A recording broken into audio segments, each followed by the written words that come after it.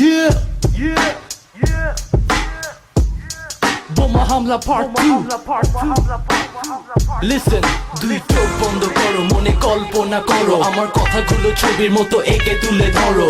সময়টা ছিল ঠিক 11:05, ট্রেন থেকে প্রথম পাড়া দিয়ে দেখি এক ধাপ। আমার ঘর অন্ধকার, চাকরির জন্য আসি ঢাকা। লোকে বলে নাকি এ নগরে সময় মানে টাকা। চাকরিটা না হলে আমার জীবন অন্ধকার, সবকিছু হাহাকার, আমার ঘর সংসার। ঘরে নেই কোনো চাল ডাল, সেই পুরনো চাদর।